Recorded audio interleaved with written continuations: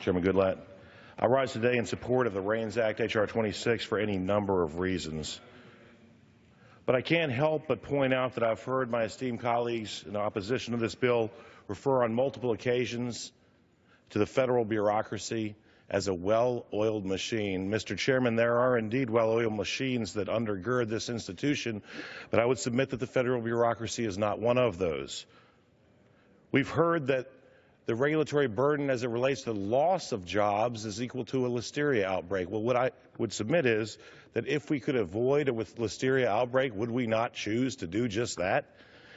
And while looking at the loss of jobs as related to federal regulations, we overstep the argument by avoiding the jobs not created as a result of federal regulations. Should these things also not be amongst the items that we consider? A wise man once said that the bureaucracy will continue to expand to meet the expanding needs of the bureaucracy, and in 2017 in the United States, indeed, it seems we find ourselves in that very situation. And arguments that the Reins Act is contrary to the Constitution, I would submit, are actually 180 degrees out from the truth.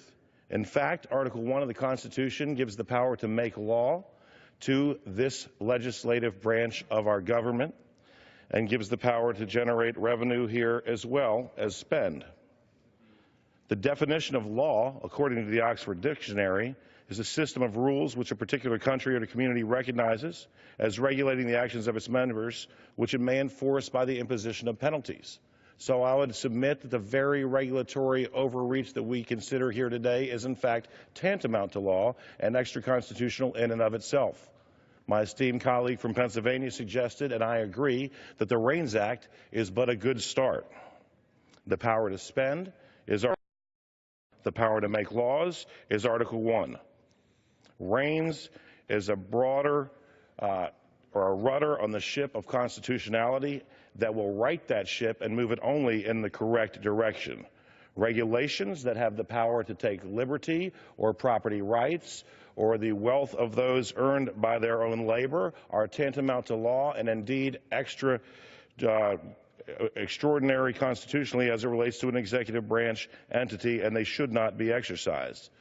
Mr. Chairman, we hear that the People's House is responsible for this and the People's House is responsible for that. Well, the People's House is to ensure that the people have a voice in the matters of spending and lawmaking that our founders who laid out Article 1 of the Constitution envisioned, and currently that is simply not the case.